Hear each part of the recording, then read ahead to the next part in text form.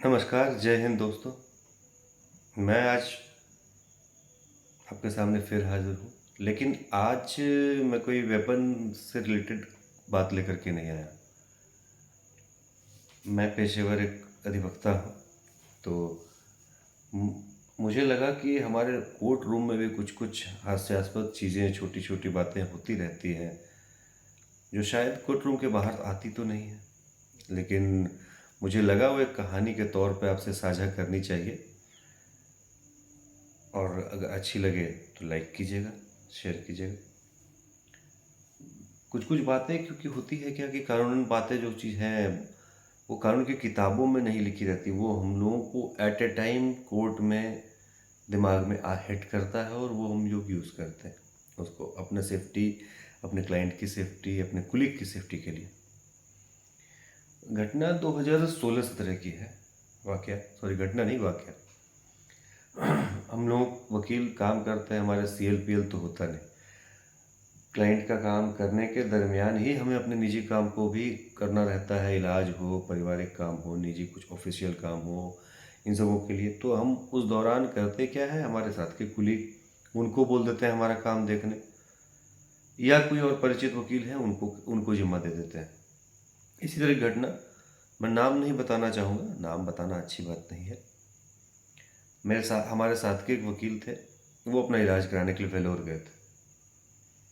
उन्होंने अपने केस की फाइल 10-15 दिन का था, तो लिस्ट पूरा बना करके दिया हुआ था कि फलाने कोर्ट में हमारी तारीख है, ये तारीख है। तो मुझे बोला था कि सारी तारीखों में अटेंडेंस लगा देने तथा कोर्ट में बोल देने कि ऐसी सी बात हुई है वकील साहब के साथ, तो आप इसमें अगली तारीख मुकर्रर कर दी जाए।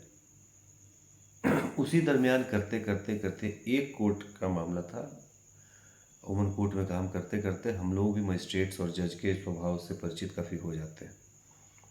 एक मजिस्ट्रेट थे, मुझे लगा था कि यहाँ कुछ ना कुछ अड़चन आ सकती है। तो मैंने उन वकील साहब को कहा था कि आप जिस हॉस्पिटल में एडमिट हैं, तो हॉस्पिटल का कुछ पेपर, तो उसमें उनको 2-4 दिन के बाद की शायद तारीख भी दी गई थी रीचेकअप के लिए, तो वो पेपर मुझे व्हाट्सअप कर दीजिए। तो वो पेपर मैं व्हाट्सअप करके तो लेता आया था, मैं व्हाट्सअप में आ गया था, मैंने उसको प्रिंट आउट निकाल लिया था। सारे कोर्टों में वह क्या चलता था, उस कोर्ट में जब गया मैंने कहा कि उस कोर्ट में संयोगवश उनकी जो केस की तारीख लगी थी वो जज मतलब आर्गूमेंट पे थी, स्टेज पर थी, फाइनल आर्गूमेंट, उसमें 2-3 बजे लास्ट चांस हो चुका था। तो मैंने बताया वकील से जज साहब को कि वकील साहब की तबीयत ख़राब है, वो अस्पताल में एडमिट है, उनका ऑपरेशन हुआ है, तो इसमें 10-15 दिन की तारीख दे दी जाए। उनको 3-4 दिन के बाद चेकअप के लिए उनको बुलाया गया।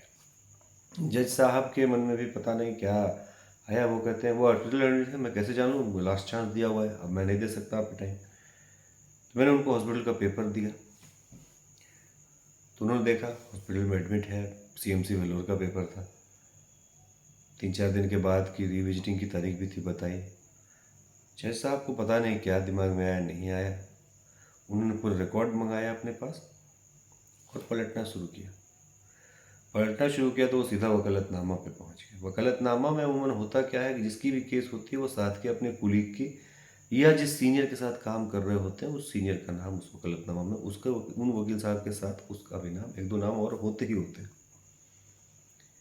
वो पलट के बोलते हैं ये फलां वकील साहब जिनके आप कर रहे हैं, ये किसका कर रहे हैं? मैंने कहा उसमें 2 नाम था, ये मैंने कहा फलाने वकील साहब का। तो अच्छा ठीक है, इनके साथ वाले का जो ये नाम है, इन वकील साहब को बोलिए, या आर्गूमेंट कर लेंगे, इस केस के बारे में तो जानकारी होगी ही। अब मुझे पता नहीं था उसमें भी और भी नाम है, और वो नाम किनका था, तो वो नाम उनके सीनियर का था जो कि जहाँ पहले वो काम करते थे, और वो काम वहाँ छोड़ चुके थे, अपना अपना इंडिविजुअल कर रहे थे। मुझे आइडिया नहीं था। अब भाई उस समय तो अचानक से दिमाग में आया, उनको जाके बोलूँगा, वो इस केस के बारे में जान रहे हैं नहीं जान रहे हैं, क्या सूझा नहीं सूझा, with in 2-3 seconds I told sir वो वकील साहब का तो इंतकाल हो गया, वो अब दुनिया में नहीं रहे। तो वो उनको जाके बोलूँ कैसे, वो कैसे आएंगे? तब जज साहब कहते हैं अच्छा नहीं रहे। उन्होंने पेन लिया, वकालतनामा पे उन वकील साहब का नाम काटा, कहा ठीक है आपको कितने दिन की तारीख चाहिए? मैंने कहा सर वो लगभग 4 दिन के बाद तो उनका चेकअप है, आने में करीब 4-5 दिन लगता है, वहाँ से 4 दिन लगता है, 8 दिन, 10 से 12 दिन का एक डेट दे दिया जाए। उन्होंने कहा ठीक है मैं 15 दिन की तारीख देता हूँ, 15 दिन बाद आइए, उस दिन के बाद कोई डेट नहीं मिलेगी। उन्होंने 15 दिन का समय दे दिया। तो ये एक वाक़या था कोर्ट रूम के अंदर का, जो मुझे लगा कि शेयर करता हूँ, और आगे भी अगर आप लोगों को ऐसी स्टोरीज़ पसंद आएगी तो मैं कोर्ट रूम के अंदर की और भी ऐसी स्टोरीज़ आपके सामने लाता रहूँगा।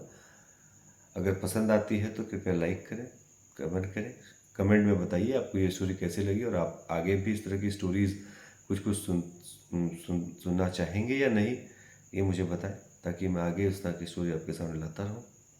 तब तक के लिए अपना ख्याल रखें, सुरक्षित रहें। जय हिंद।